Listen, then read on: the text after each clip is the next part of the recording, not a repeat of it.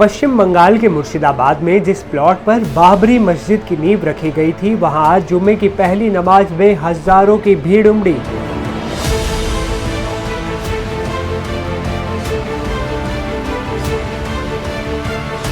नमाज के बाद लोगों के लिए दावत का इंतजाम भी किया गया। करीब 1000 लोगों के लिए खाना बनाया गया था, लेकिन भीड़ उससे ज्यादा ही दिखाई पड़ रही थी। हजारों लोग साइट पर नमाज के लिए आए। जुमे की नमाज का जैसे ही वक्त हुआ, लोगों की भीड़ प्रस्तावित मस्जिद साइट पर जुटने लगी। तस्वीरों में साफ दिख रहा है कि लोग हरी सरसों के खेतों को पार करते हुए मस्जिद वाली साइट पर जा रहे हैं। लाउड स्पीकर से लोगों को रास्ता बताया जा रहा है।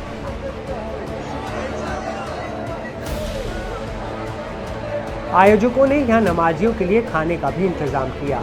खाना बनाने में जुटे एक शख्स ने एनडीटीवी को बताया कि हमने खाने का इंतजाम किया है, इससे हमें शबाब मिलेगा। गौरतलब है कि 6 दिसंबर को हुमायूं कबीर ने मुर्शिदाबाद के बेलडांगा में बाबरी मस्जिद की नींव रखी थी। इस दौरान उनके सैकड़ों समर्थकों की भीड़ वहां जुटी थी।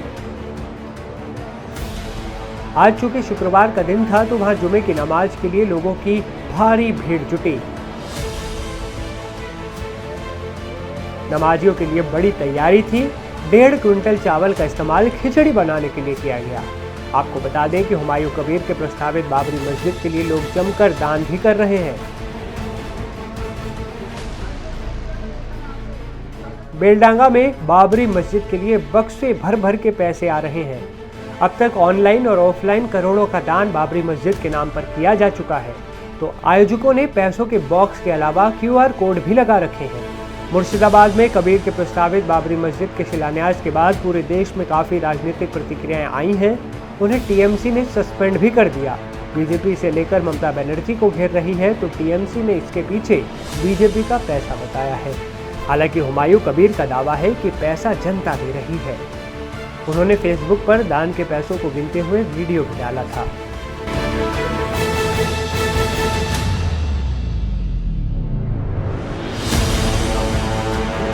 इस वक्त हमारे साथ हुमायूं कबीर है, जो फिलहाल बाबरी मस्जिद का नींव रखने के बाद काफ़ी चर्चा में है। हुमायूं जी, ये पिछले शनिवार के बाद आज पहले जुम्मे का नमाज अदा किया गया। जिस तरीके से भीड़ देखा गया, आपने भी शायद नहीं सोचा था? नहीं, मैं सोचा ही नहीं इतना भीड़ होगी।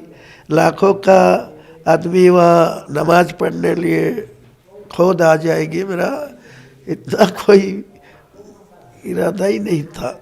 मस्जिद तो बना भी नहीं, और बनने का बात तो छोड़ ही दीजिए, बनाने का काम भी नहीं शुरू हुआ है। क्या दर्शाता है? ये आस्था है या फिर क्या कारण होगा? आपने ऐलान किया है, नींव भी रख दिया है बाकायदा, लेकिन क्या कारण है कि उसके अगले ही दिन देखा जा रहा है कि इतने सारे लोग आ रहे हैं? क्या इशारा करता है? इनका आवेग है, इमोशनल है। जो सारे बाबरी मस्जिद जो 33 साल पहले जो तोड़ा गया, जो रिमूव कर दिया, जो डिमोलाइजेशन कर दिया, तो मुसलमान को अंतर में वो बहुत सारे बाबरी मस्जिद के लिए दुख था।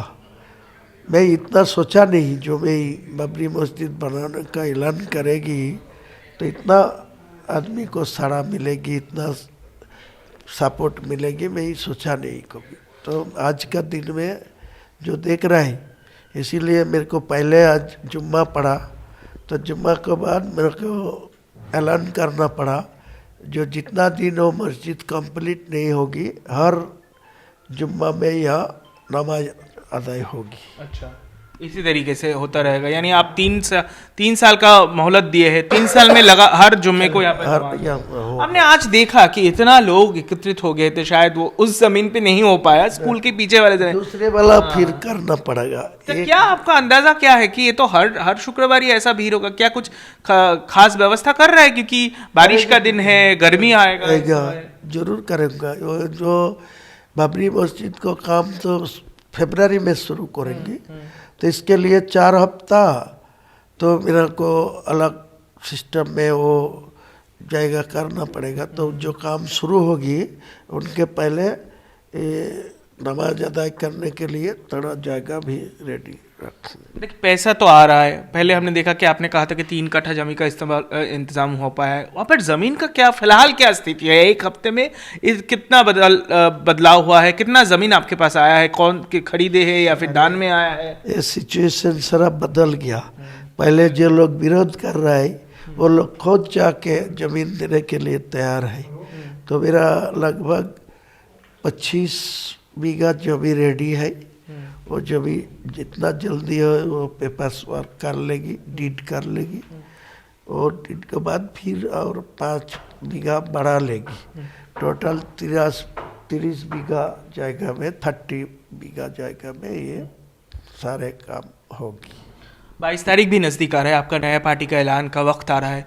कुछ रुझान में कुछ बदलाव आया है या फिर नया कुछ जुड़े हैं? मीम तो आपके साथ आने के लिए तैयार है, दूसरे कोई पार्टी या फिर तृणमूल का क्या रवैया लग रहा है इन सब चीज़ों? देखिए, ये बीजेपी के सत्ता में रुकने के लिए और जो सत्ताधारी पार्टी है तृणमूल कांग्रेस, इनको सत्ता से हटाने के लिए जो जो राजनीतिक पार्टियां है सब लोगों को मैं इनवाइट किया, जो आने चाहिए एक साथ मिलके ये इनको सत्ता से हटाना चाहिए, और वो बीजेपी वाला को भी यहाँ नहीं आने चाहिए। यही मेरा मकसद है। हो गई क्या होगी वो बाद में सोचना पड़ेगा।